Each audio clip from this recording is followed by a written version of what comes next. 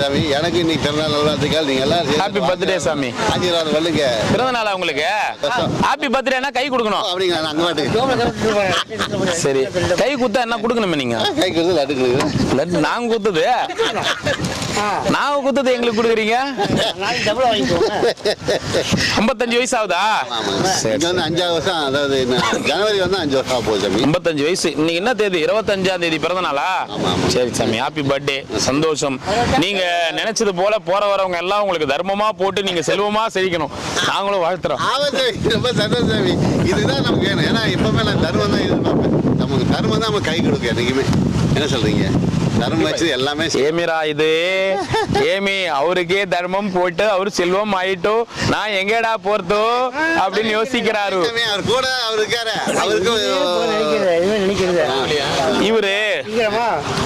இவரு அனில் அம்பானி, நீங்க அசிஸ்டன்ட் அம்பானி.